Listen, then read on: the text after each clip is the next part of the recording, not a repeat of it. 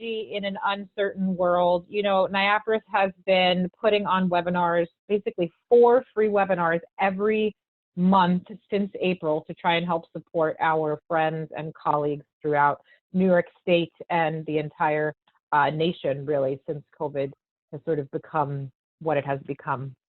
So we want to welcome you for joining us today, taking some time out of your busy day. We think this is a really certainly important topic considering the state of affairs that we're in these days. So I'm going to go ahead and get us started, do a little bit of housekeeping stuff, and then we will go ahead and turn the reins over to Yves to start his presentation. Okay. All right, so for those of you who are new to NIAPRS, this is our mission. We are a change agent, and we're dedicated to improving services, public policies, and social conditions for people with mental health, substance use, and trauma-related challenges. And we do this by promoting health, wellness, and recovery with full community inclusion so that everyone can achieve their maximum potential in the community that they choose. So this is our housekeeping slide, our general housekeeping slide. Today's webinar is being recorded. You can find the recording and the PowerPoint presentation posted on our website at www.niaprs.org. I'll also put that in the chat box later on. We are providing CEUs for this webinar, and CEUs for LMSW, LCSW, CPRP, and LMHCs. In order to receive those CEUs, we ask 2 things of you. The first is that you need to be in the virtual room and not on the telephone. So you need to be in the virtual room and not calling in. The second is that we need you to complete and return the evaluation. So everyone that is attending today's webinar will receive an evaluation via email to the email address you used to register for today's event. And you'll get that within 24 hours. We need you to fill out that evaluation and send it back to us. So we ask you to do that for 2 reasons. One is if you want a CEU, you must fill out that evaluation and you must return it within 48 hours. You can imagine we have literally thousands of CEUs that we need to be providing for folks who are taking part in our webinars. So we want to make sure that we're able to keep up with all of that. So we're asking to please send that back in within 48 hours. We will not be able to provide any webinar participant with CEUs if we receive that evaluation after 48 hours. The second reason we want your evaluation is because we want your candid feedback. We want to know what you're interested in. We want to know how we did on today's webinar. And we look for that feedback from you guys, and we appreciate that feedback. We do ask that you keep your phones muted and your cameras turned off. This platform should not be an issue with that, but you never know. Technology can be glitchy sometimes, so we do ask because there are a lot of folks on the line today. We ask that you keep your phones muted and your cameras off. We are going to ask throughout the presentation that you chat in, you use the chat box to chat in your questions or your comments. You guys are rock stars with the chat box, I see. Because things are coming in fast and furious here. I'm going to have to do a good job of trying to keep up with you all. There's a couple of points during today's presentation where we're going to be asking you questions and asking you to chat your answers into the chat box, and I'll be helping you facilitate that. Also, when you have a question, chat it into the panelists so that we can address your question either during the presentation if we're at a point where we can do that. If not, we'll hold your question until the end, and we'll be sure to get some time at the end for Q&A. So with that, I think I'm going to go ahead and introduce our, oh, no, before I do that, I have 2 more plugs.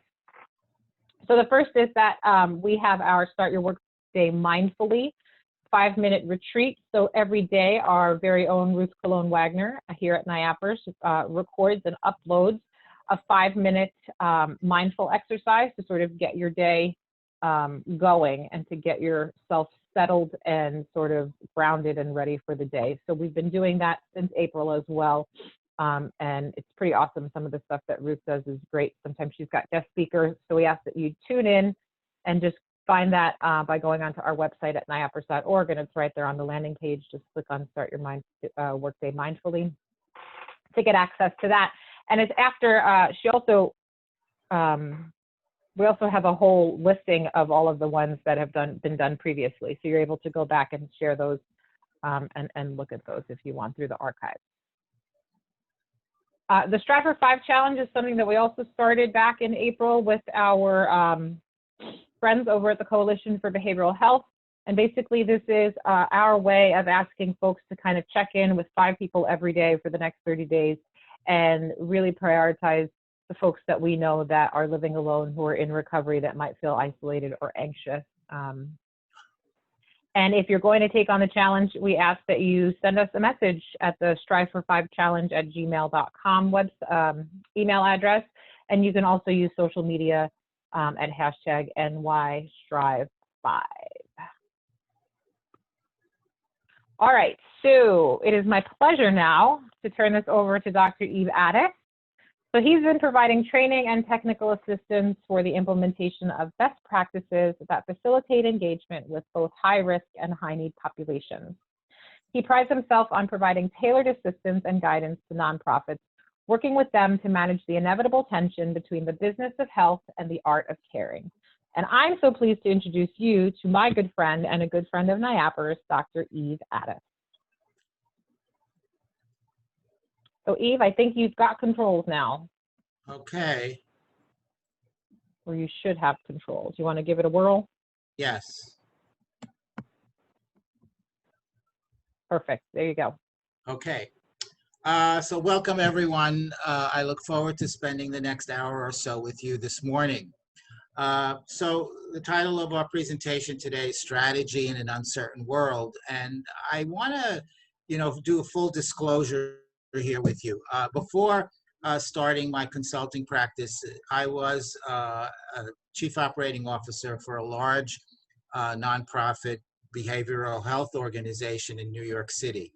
And so when COVID happened and when all the uncertainties that we're now facing started to emerge, my first impulse was to kind of put on my COO hat and say, well, what would I have done?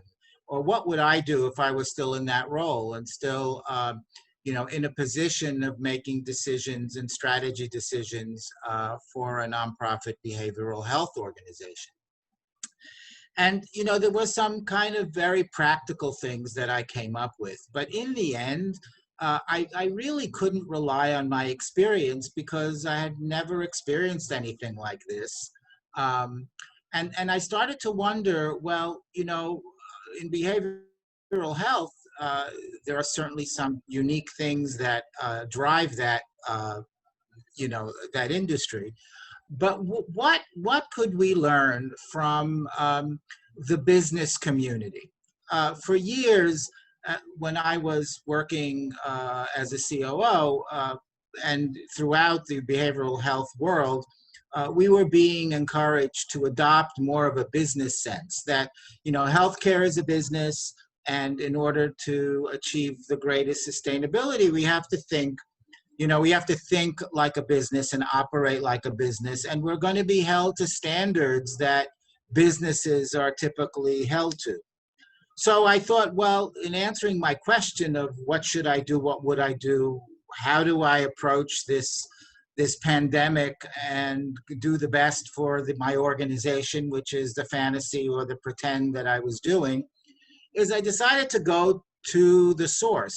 And I did that by going to the McKinsey research outfit.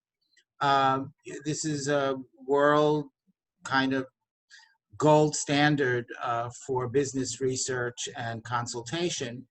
And I started to read about what industry is doing, what the for-profit manufacturing, retail, all sorts of businesses were doing in this pandemic, and what best practices could I glean that would lend themselves to the nonprofit behavioral health world. Here we go. So the first thing I stumbled on is Winston Churchill. And Winston Churchill said, never let a good crisis go to waste. And this was, as you know, World War II, which was, a prior cataclysmic, catastrophic event that impacted on the world stage. And I thought this was really important. And I thought it was an important quotation for us to, think of this crisis as an opportunity. Um, and we'll get back to Winston a little bit later. But I just wanted us to look at this quote and kind of use it as a mindset for what we're going to be talking about.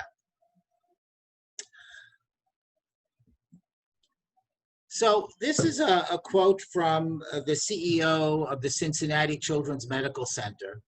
And, I really love the graphic here because this is an elephant that we're all dealing with, and we're walking a tightrope. So I thought it was very relevant to how people are feeling these days. But Mr. Fisher said, "I keep pushing myself and our team to think about how we use this inflection point to reimagine our potential together, as opposed to allowing our organization to just go back to the comfort of, let's do what we've been doing." And I want to say this, that an inflection point is really a change of direction. It's where what we might call a turning point. And I think that everybody on this webinar might agree that this pandemic is a turning point on a lot of levels. It's a turning point politically. It's a turning point economically. It's a turning point philosophically. And for us in behavioral health, I think it's a turning point strategically.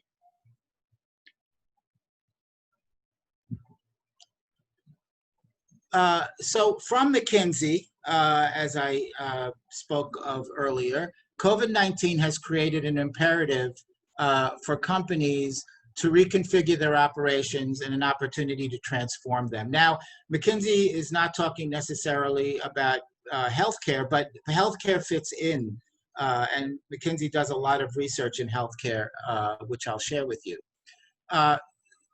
Sorry about that.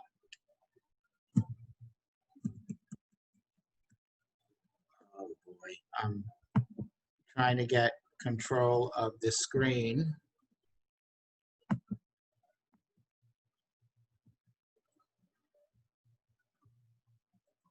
Okay, here we are. So, no.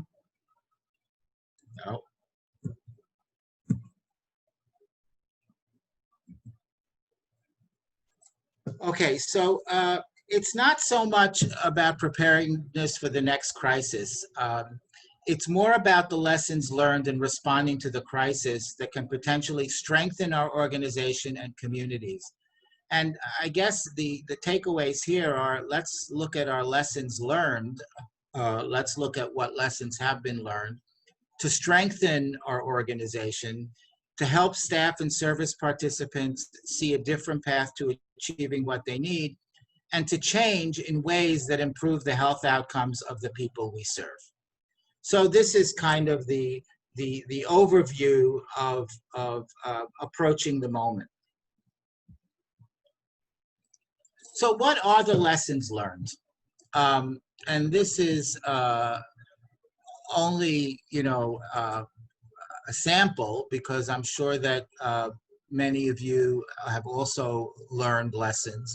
But just to kind of go over a few that are common to many of us and many of you, we've certainly discovered areas of weakness and fragility in our organizations. I mean, this has really put us to the test, and we can't be blinded to the weaknesses that this has exposed.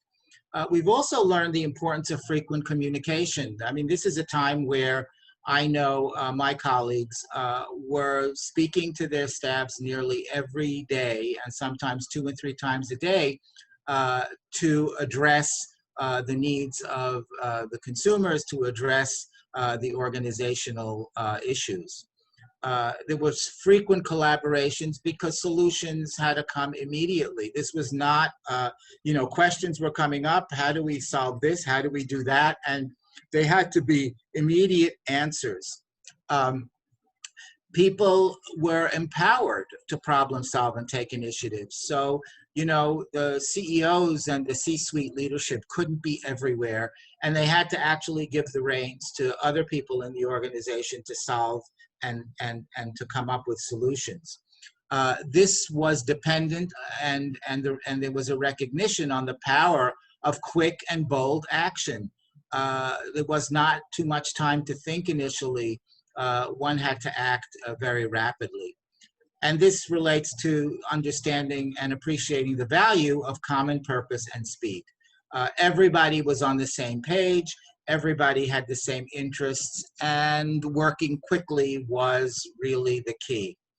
Um, this leads to rapid resets, and we proved on some level that rapid resets are possible and effective. People came up with very quick solutions, and these solutions worked, and people felt very good about having found and having acted quickly. Reset solutions have juice, which means that they have longevity, such as telehealth, remote workforce capacity, and virtual team management. So not only were these reset solutions ones that were for the moment, but they were solutions that could have life beyond COVID, beyond the pandemic. We learned that there were changing demands and preferences of stakeholders, particularly the consumers we serve. Things changed for them, and their needs and preferences also changed. And we also needed real-time metrics for planning, effective decision-making, and rapid deployment. We needed to know what was happening out there, how effective we were, either to continue what we were doing or to quickly pivot and change it to something else to get to the result we wanted to achieve. So this was a very quick, effective, but it depended on the real-time feedback. And in so doing all of these things, we discovered a new strategy playbook. Now, what I mean by that is that usually when we talk about strategy, it's something that we have a 3-year strategic plan or a 4-year strategic plan. Right now, what we're doing and what we've learned is possible is that you can do a 3-month strategic plan. That this is really very quick and dirty, but with tremendous impact and tremendous future applicability.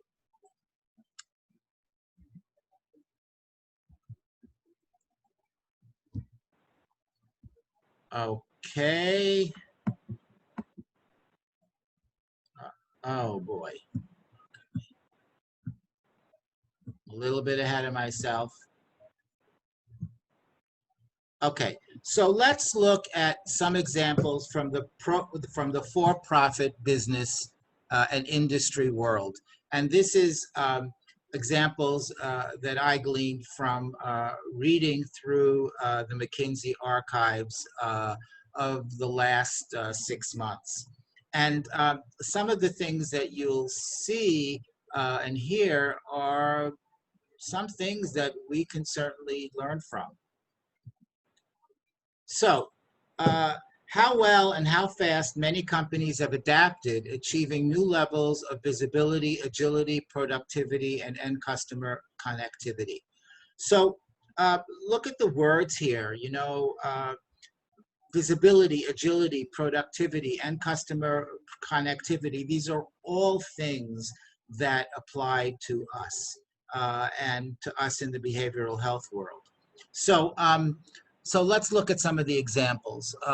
Leading retailers have boosted their e-commerce capabilities, delivering food to thousands of customers confined in their homes.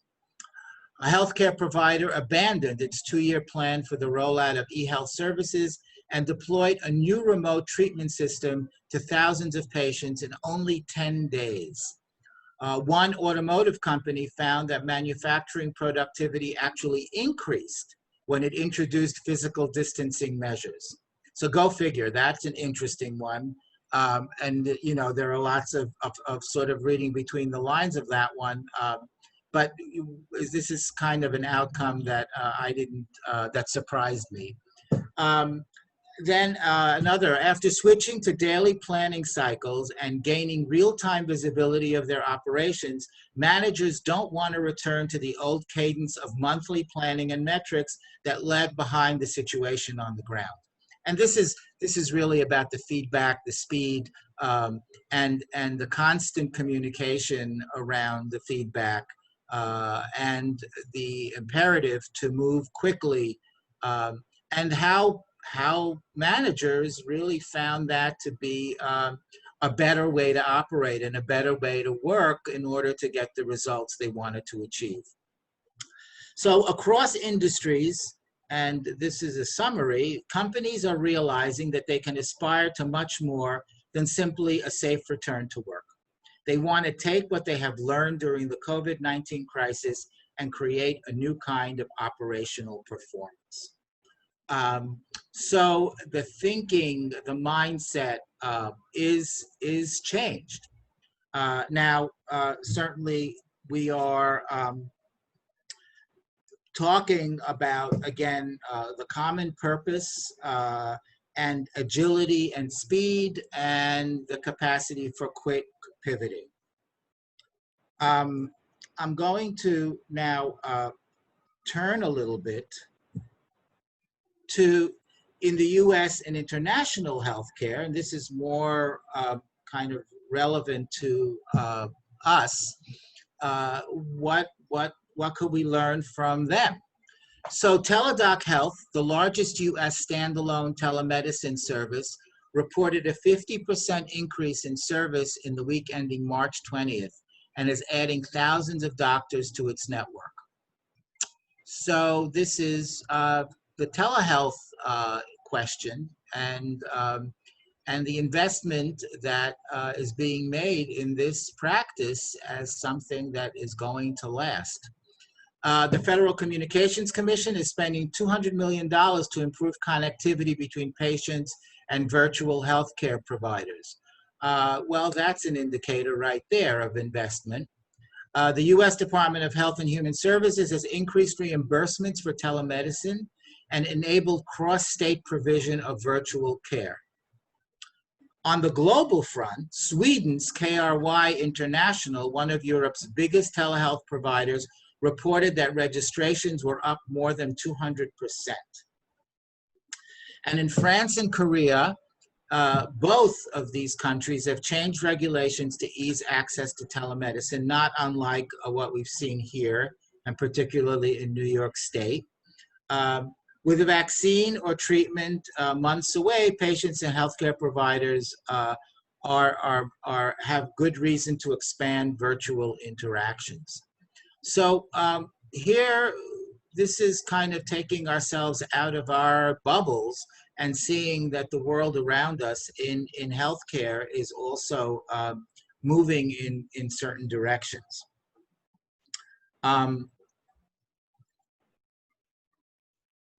So I want to say something here about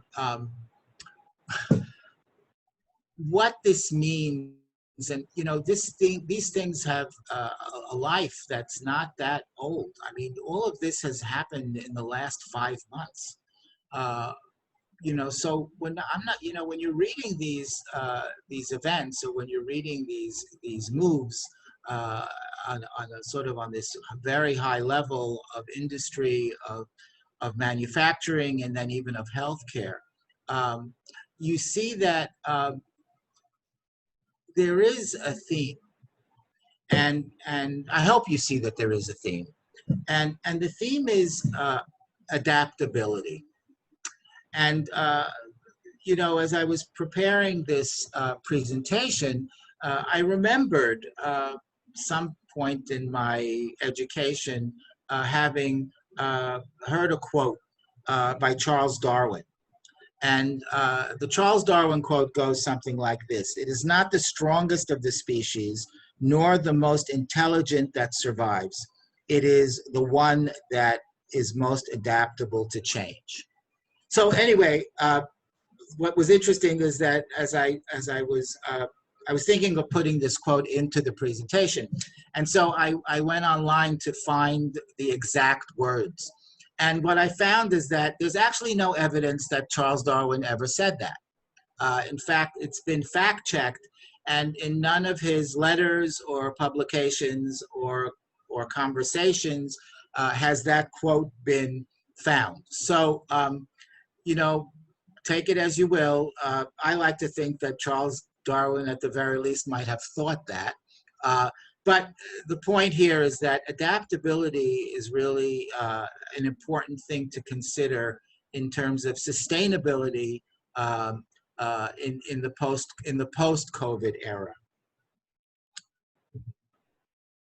So what we need to do is we need to bring our executive, management, professional, and frontline service teams together, along with the people we've served, to galvanize our insights and creativity in a way that only those who have endured this ordeal can. And, you know, I want to say here that this is about the power of lived experience and of shared lived experience. This is the inflection point, is that all the people, all the stakeholders, all of our stakeholders, it will not be difficult for any of the stakeholders to understand this, because we've all gone through this together. Although maybe we experience it through a slightly different lens, we all understand the prerogatives, the objectives, and you know, the real striving for survival, whether on an individual level or on an organizational level, that this pandemic has kind of brought into our lives. So, and once again, I'm not sure why I don't have, let's see here.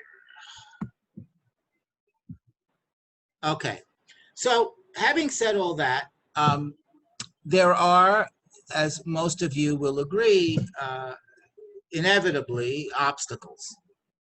Obstacles to this kind of, you know, perhaps real optimistic vision that I presented you with. So what are some of the obstacles? And as my next screen will be a list. So let's go over what some of the obstacles that people, or that the researchers have found, and let's get to that. So one obstacle is fixed mindsets, and this is sort of the opposite of a willingness to change. It's that, you know, we're not going to change. We're not going to take risks.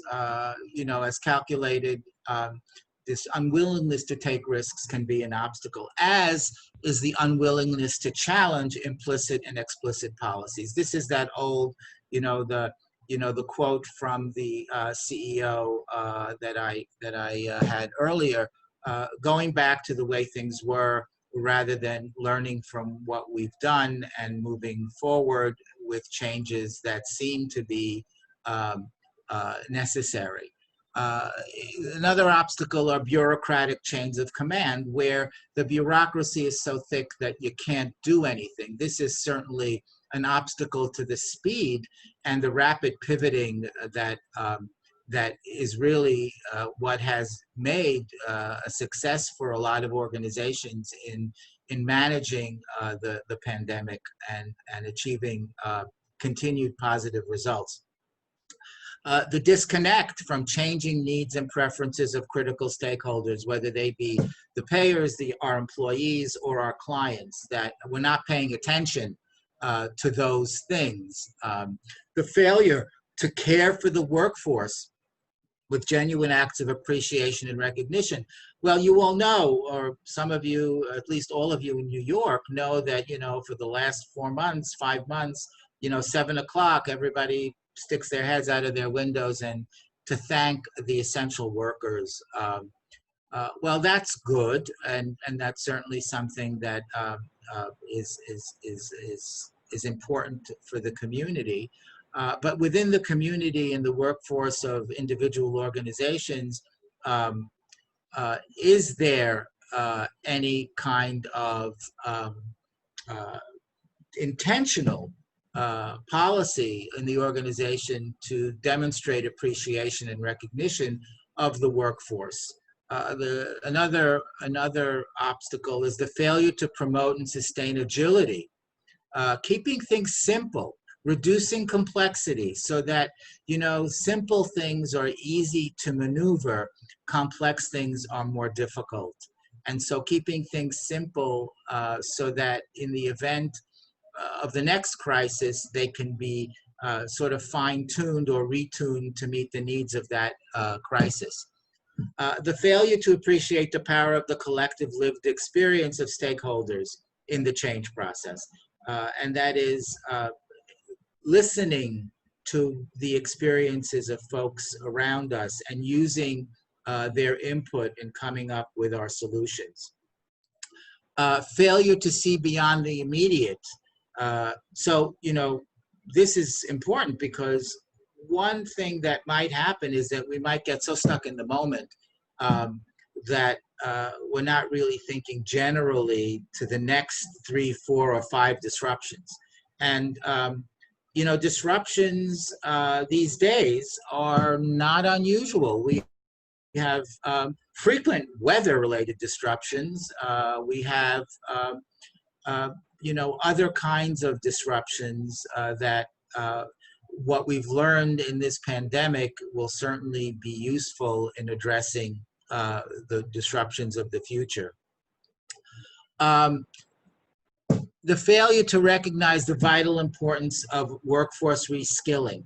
And this is where all organizations have talent, and talent is certainly worth holding on to, but reskilling of that talent is important. And here, reskilling could be in things as critical as using virtual venues for delivering services, but also other kinds of engagement reskilling, because engaging consumers on a virtual platform is very different than engaging them in a face-to-face encounter.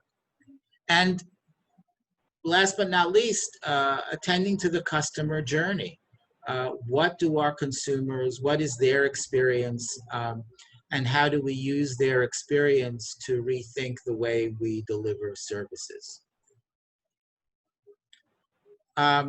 So I'm wondering, Yves, before you move on, I thought I'd just pop back on screen and ask our very large group of participants if they wanted to take a minute and sort of join the conversation.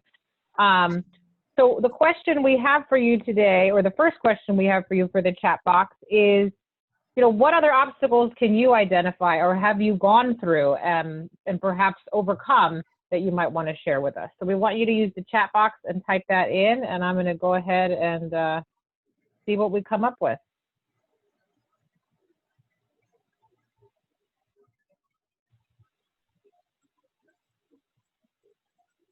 I know my greatest obstacle is working from home with a house full of kids and animals. We have technology, we have virtual platforms, again, delivering services remotely, so lots of technology stuff, and lack of technology, that's a good one too. Adjusting to working from home, I can certainly identify with that. Kids and no space. Adjusting to working from home again. Managing clients, benefits from home, managing client benefits from home. Communication engagement issues.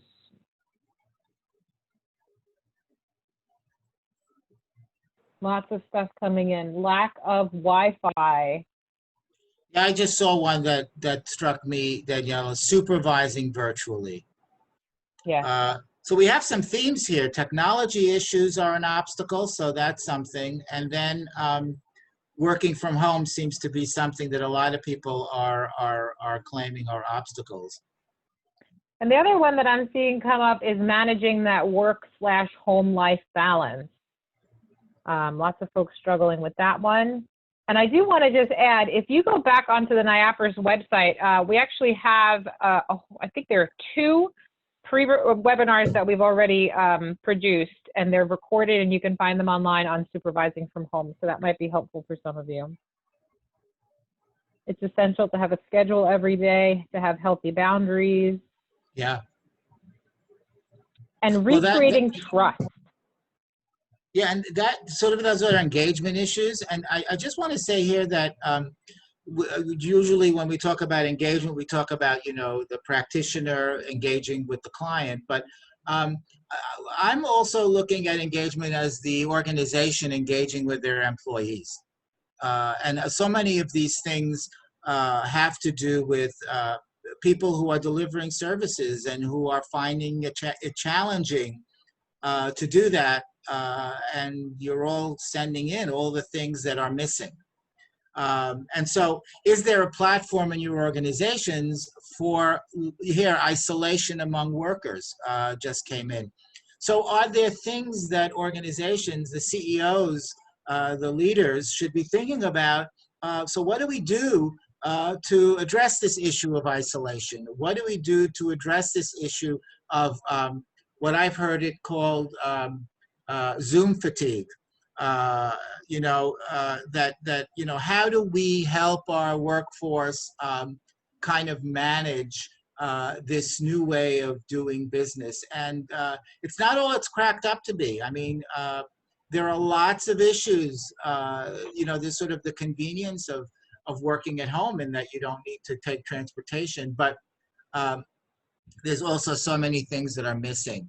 And as long as, you know, the audience is interested in this thing about working remotely, you know, people have called me and told me that what they miss so much and what they hunger for is that water cooler interaction with their colleagues.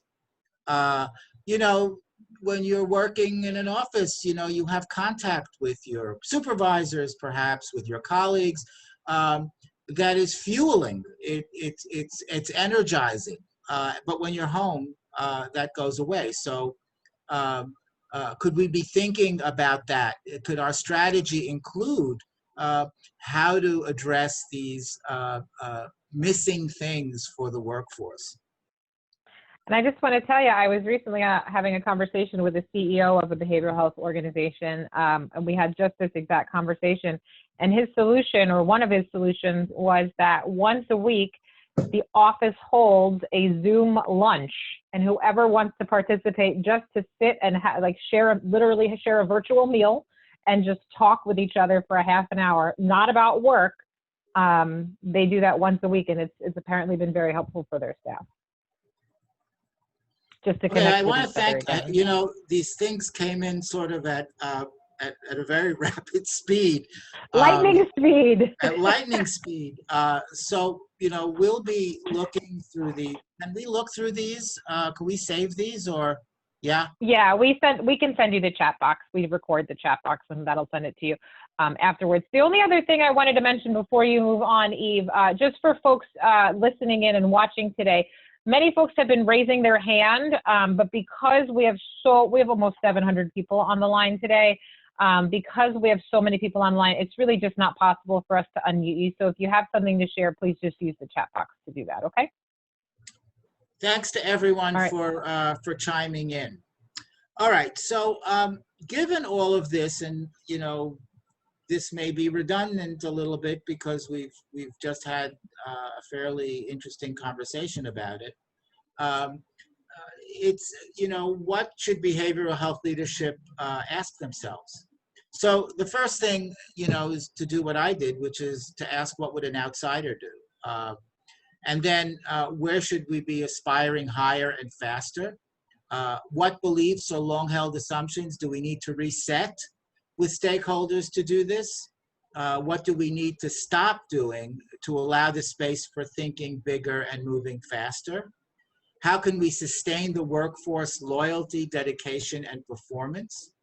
We've certainly seen this dedication and performance, and so how do we keep it going? And how can this digitized universe we have discovered be applied to achieve the best health outcomes for those we serve. And here again, although I know that many of you touched on these questions, I want you to think about that. I want you to think about what you can maybe, if you are in a leadership position, what you could be asking yourself right now. And if you're not, then what you can kind of stimulate the leadership in your organization to ask themselves. Because again, this is an inflection point. This is a point where we have to ask these questions and answer them in a way that does justice to the moment. So when I started to, as I said, delve into this whole thing about what are industries doing, what are other communities doing, I read an article, and the article presented a shape-up kind of approach. And SHAPE stands for startup mindset, human at the core, acceleration of digital tech and analytics, the purpose-driven customer playbook, and ecosystems and adaptability.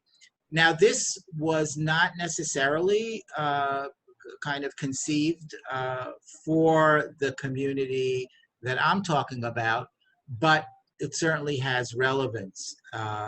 And let me kind of be more specific about how this acronym, or these 5 buckets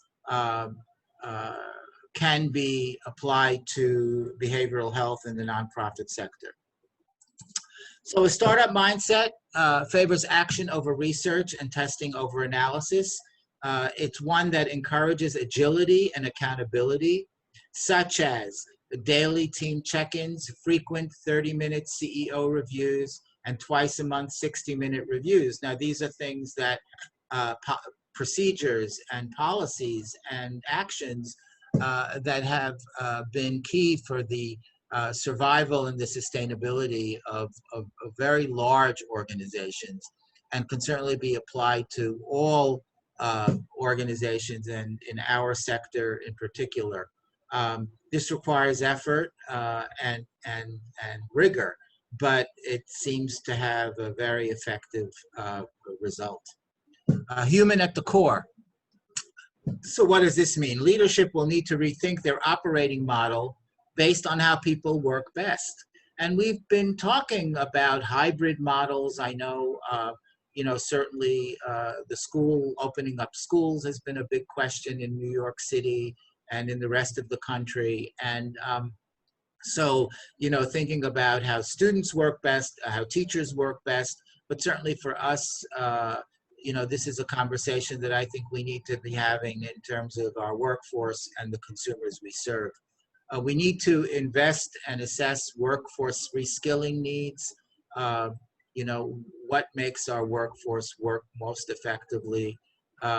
And for the leaders, consider how you will keep a remote workforce engaged. Consider how you will supervise, coach, and monitor productivity and accountability. One of my clients called me the other day and said, this is a CEO, said, I have no idea what my direct care staff are doing. We don't, supervisors don't see them. I'm afraid that there may be lapses in care. What can I do? And I think that these are questions that we need to address. And it's not so much that we don't trust our workforce, but it's that if we don't support our workforce effectively, there may be lapses. Because if we don't address the stressors that our workforce might be experiencing in this remote service delivery world, we may be putting our clients at risk. Acceleration of digital tech and analytics. This is the shift to digital, and I think it's here to stay, and I think most people who are the pundits, will tell you that it's here to stay. Um, you know, Certainly some clients have found this difficult. Others, it's been the best thing. I mean, I know clinic providers have had a rapid drop in no-show rates and in missed appointments. So that's a plus. And there are mechanisms that people have put into place that with the use of digital engagement, certain mechanisms to keep people engaged between the actual virtual sessions.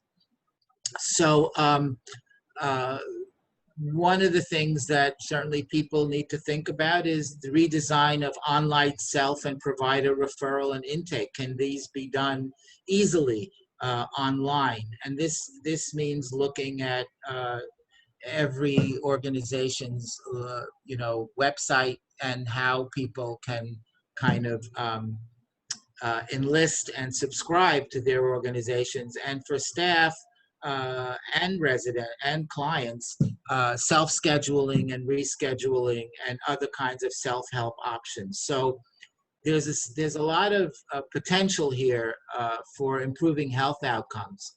Challenges notwithstanding, but there are certainly a lot of opportunities for improving health outcomes using this digital venue. The purpose-driven customer playbook, that's the P in Shape Up, and providers need to understand what consumers of mental health and addiction services will value post-COVID-19 and develop new models and tailored experiences based on those insights. So what is the customer journey now using this virtual approach to care? And how do we invite the customer voice so that we're able to respond and improve this virtual way of delivering services? And again, some examples are chat and feedback features so that in between sessions, consumers and clients can continue to be engaged with the organization and with their caregivers.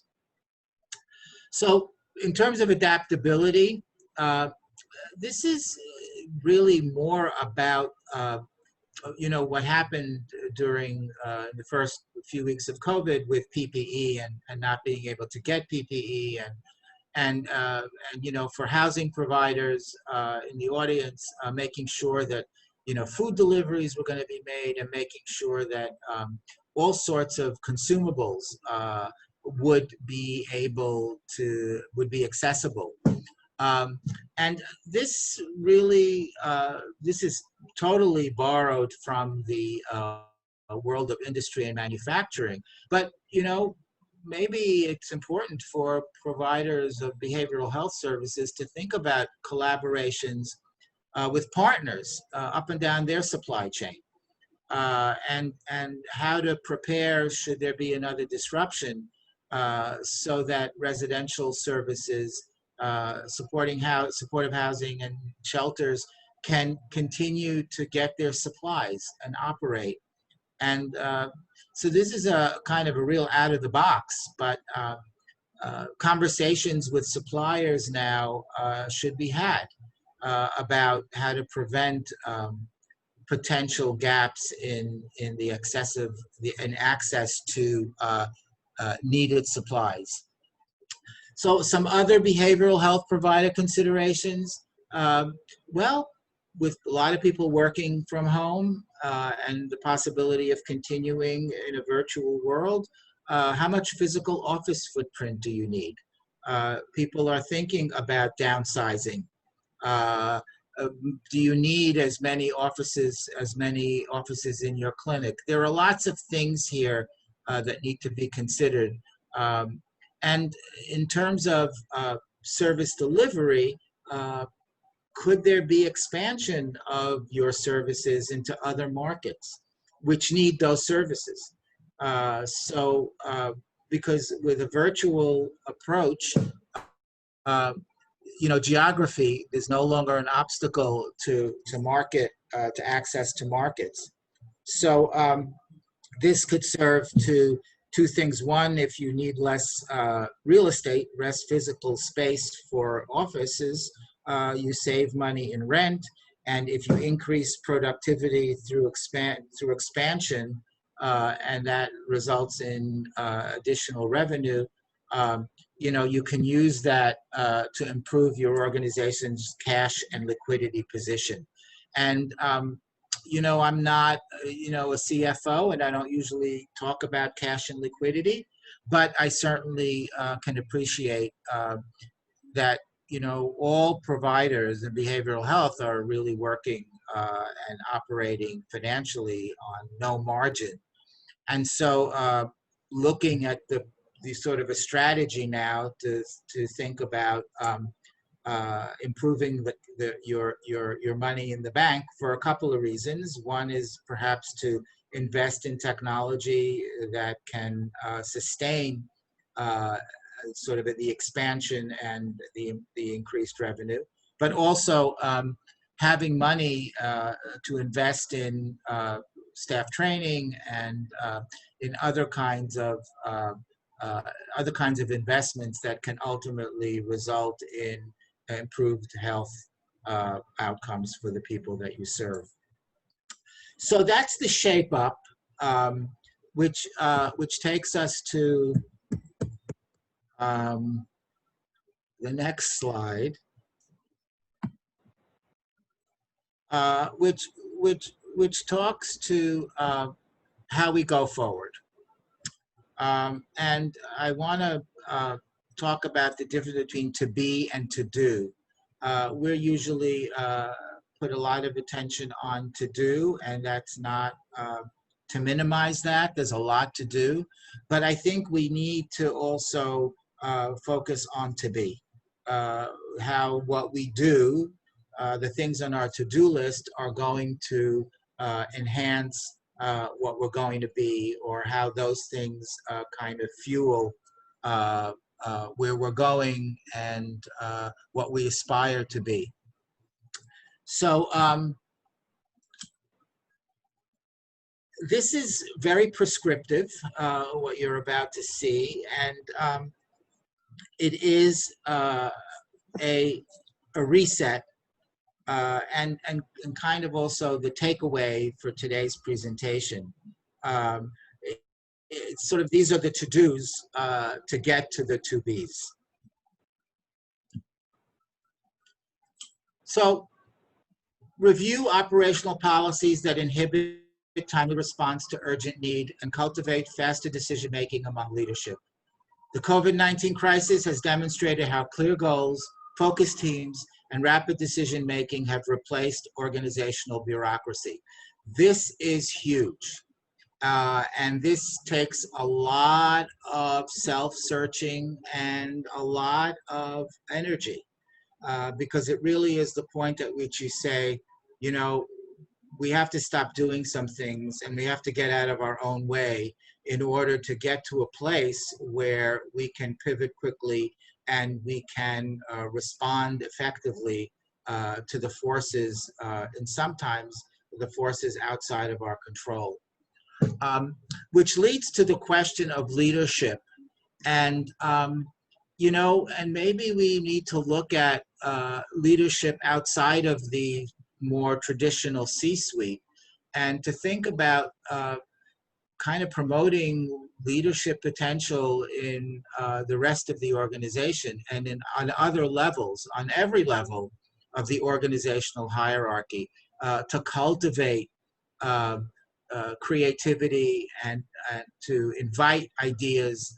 And this is, I've heard this before, but now this is so important because the experience of the other stakeholders is critical in helping to shape an organizational strategy. Succession planning. Well, look at, how a pandemic might affect the leadership of an organization. Think about what could happen if the traditional leadership or the existing leadership becomes incapacitated.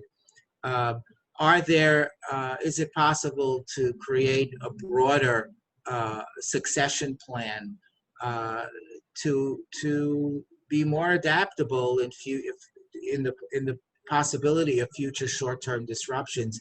If certain leaders are incapable of participating because of the crisis, do they have second, third, and fourths in command who can step in? This is sort of a real way. It's a lifeline in a way for keeping going when the obstacle or when the crisis hits in a way where you want to avoid paralysis. Create employee policies that foster open communications and workforce empowerment. It's important in terms of rapidity to respond quickly to employee concerns. And when we did that little query before, I got the impression that there are lots of employee concerns about working remotely and other things, and our organizations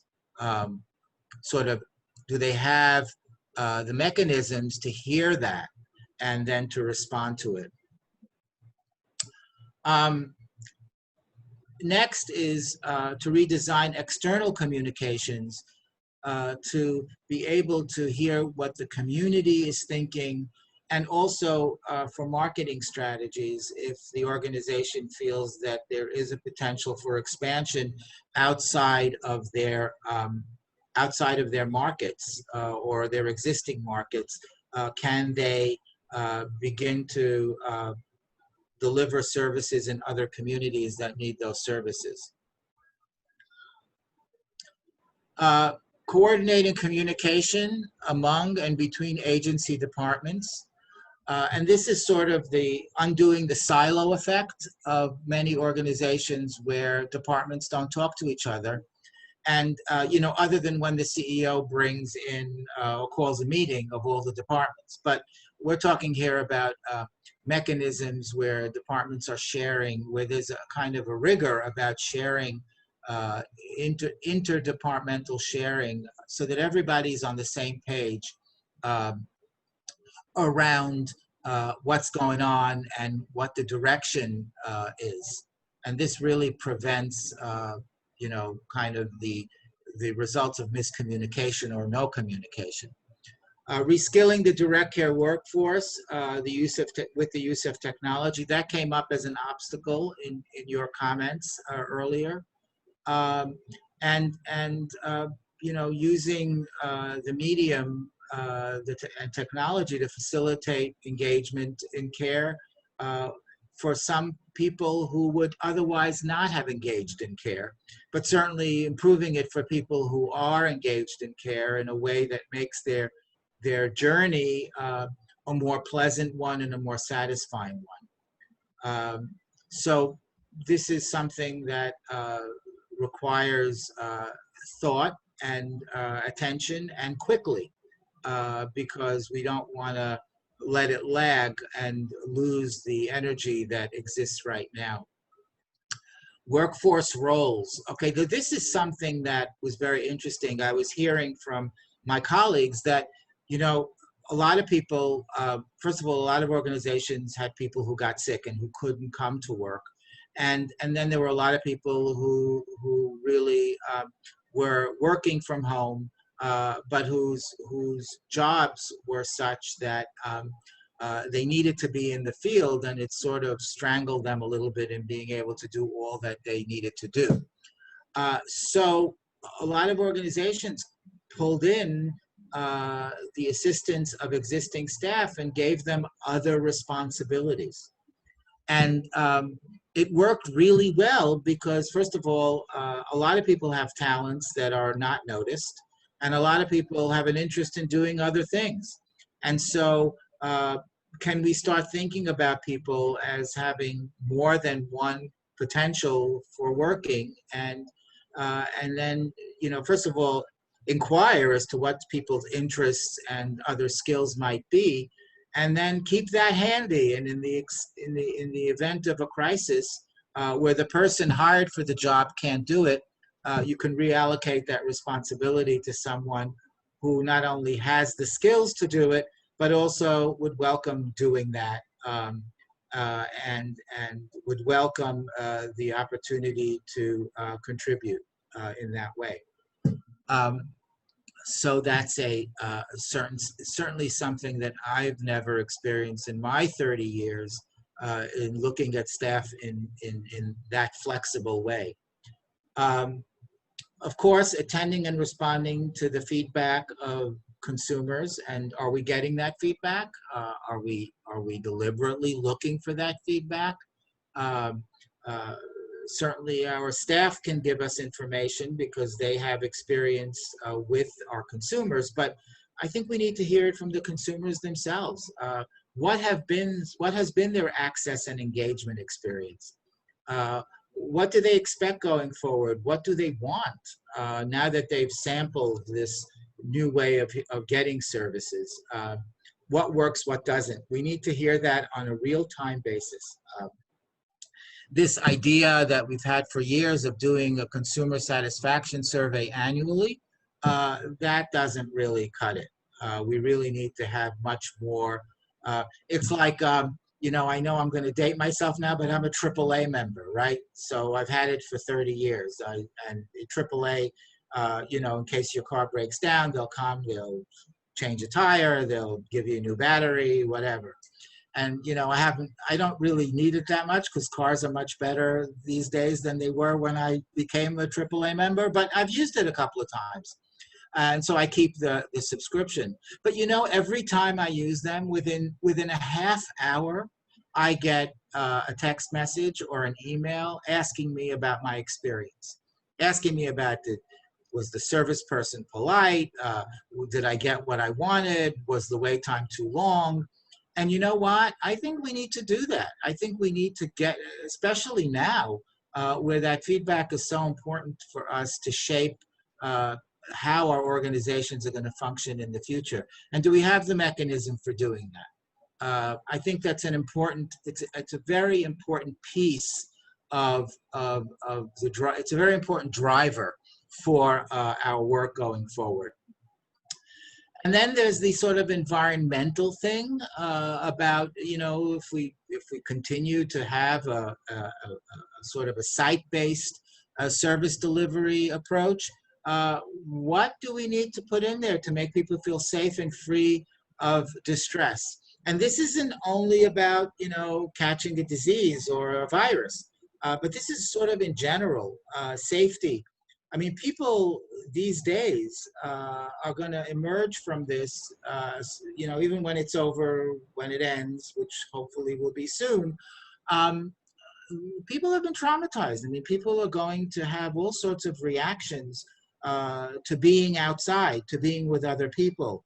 And I think we need to start thinking about what do our environments look like and how do they contribute to making people feel safe and free of distress, or not, or are our environments sort of full of stressors that, you know, we haven't been paying attention to, but, you know, now more than ever, we need to be sensitized to that. And then our outcome and data measures. What are we measuring?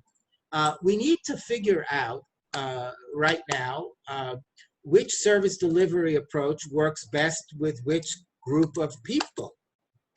And can we sort of create service delivery mechanisms that are more tailored to the people that we're serving, so that, for example, and this may be a little too simplistic, but, you know, if we really track this well, and if we really get data that we need in the moment, would we be able to say, you know, for example, people who have this and this condition or these and these comorbidities tend not to respond well to a virtual approach to care, whereas people with this condition and with these circumstances, and even to think about the social determinants of health in this analysis, this group seems to respond much better.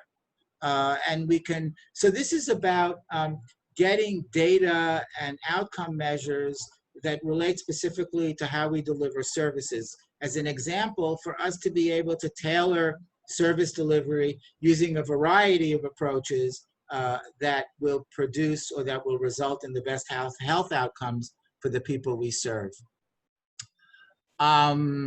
Okay, so these are the 11. I tried to come up with a 12th because I like to do things sort of in, a dozen works well, but I thought, 11 is really enough. So that's enough for you to take back with you and think about. And you will have access to these slides, so you don't need to write anything down.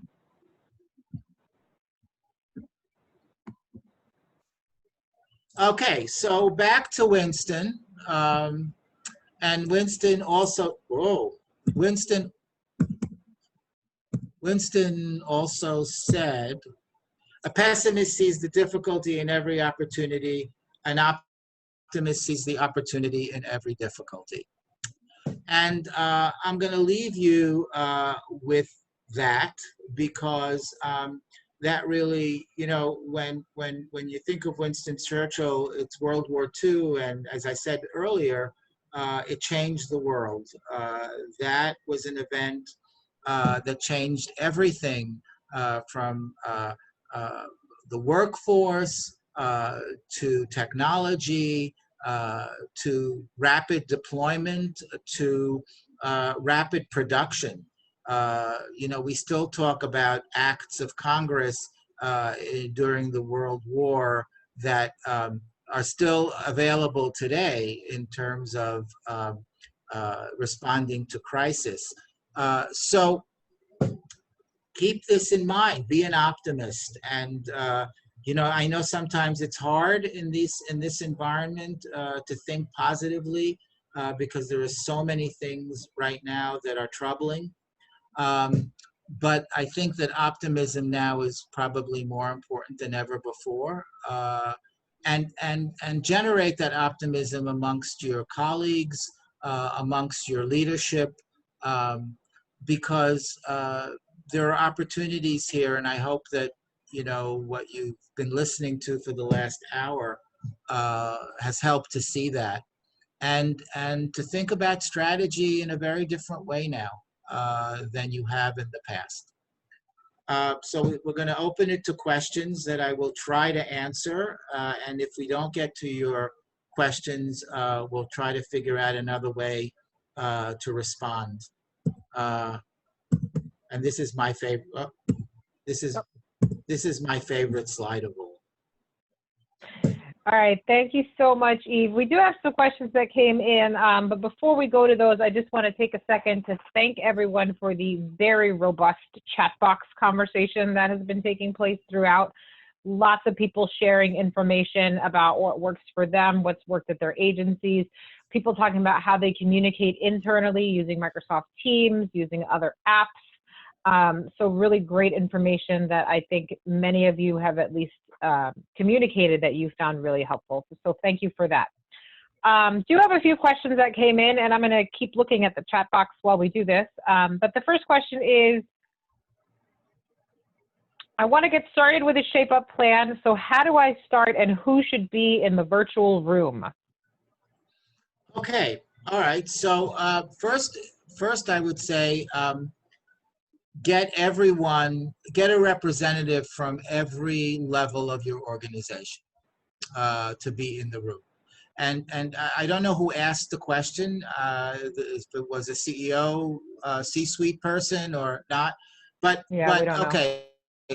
The idea here is to get as much representation as possible and get access to this presentation and show it to them. And that's a way to start the conversation. I think that, if anything, you're going to get people who are going to react to this. And that's a way of getting the conversation started and then using the models.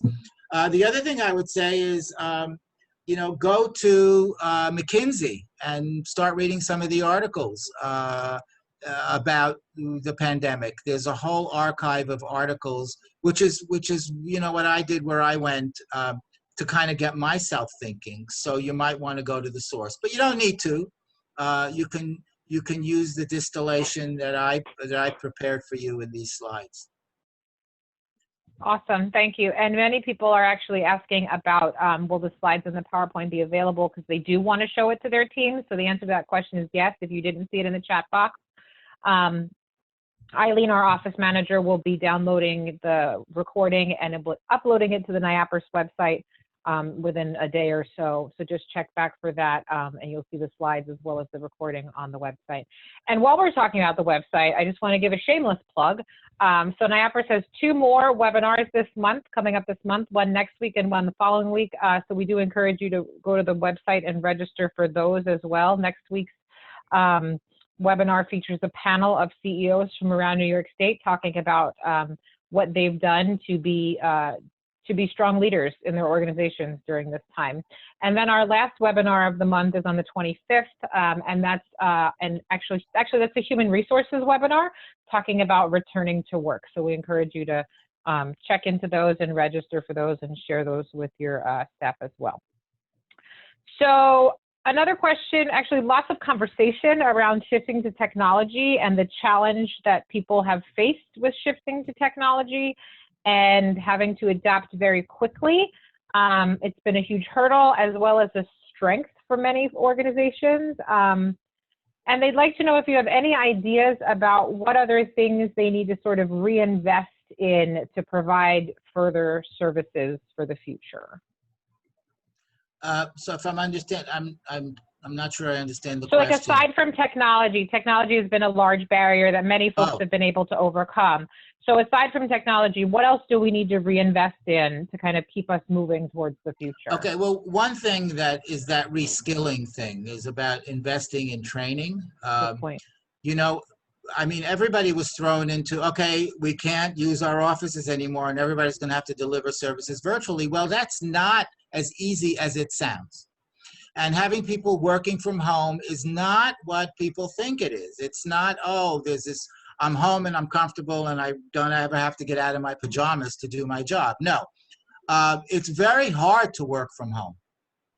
And addressing that and teaching people or providing people with skilling around how to do that. How do you do that effectively? The other thing is in you know, investing in the kind of technology that can give you feedback, and immediate feedback from stakeholders, and also data. So, you know. Sorry, Yves, your phone cut out for a minute. What did you say about after investing on technology? I said investing in the ability to get data. Can you hear me? Yeah. So feedback and data, because I talked earlier about how do we figure out what works best for whom. And I think that investing in mechanisms and data collection and analytics that can give you that information is an important part of figuring out how to best deliver services. And I think we have time for, I'm going to give us time for one more question. And so you had talked previously about not just reskilling the workforce, but looking at people's strengths and maybe not necessarily, or maybe necessarily rather, matching people's strengths with job duties, and that might not necessarily be what their current job description is. So can you talk about the importance of that with the shape-up methods or ideas? Yeah, you know, we're in human services, and in human services, I think it's important to be human. And cultivating a workforce. I mean, you know, one of the things, as I said earlier, is that, you know, we've been very impressed with the commitment, the loyalty, the productivity of essential workers, and how people have just really risen to the plate or to the occasion and have gone, you know, way, way beyond their job descriptions. So I think people are willing to do a lot. And I think that very often we hire people, put them in positions, fix their job descriptions, and never really ask what else interests you, what other talents do you have. because there may come a time where we may need that. And knowing that in advance and then being able to call on those people with those skills and those talents can be instrumental in getting us through a crisis. So, you know, first just inquiring and being interested in people in the workforce and asking those questions, and then thinking about people's jobs and helping them to also themselves think about their own flexibility in being able to do many things. Yes, you have a responsibility right now because that's what your job title requires you to do, but can I call on you in times of need to bring something else to the table that you can do and that I think you would probably like to do. So that's what I was really referring to. Awesome. Thank you so much. So we are a little bit past our time, 2 minutes past our time, so I want to wrap things up. I want to say thank you to all of our many participants today for a great conversation in the chat box, for your time and attention, as always, taking time out of your busy schedule to be with us for an hour and 15 minutes. Thank you to you, Yves. It was my pleasure. This was great. If you have any questions. Thank you, Daniela. Thank you for helping me. You got it. If you all have any questions, thank you, Eileen. Feel free. Thank you, Eileen.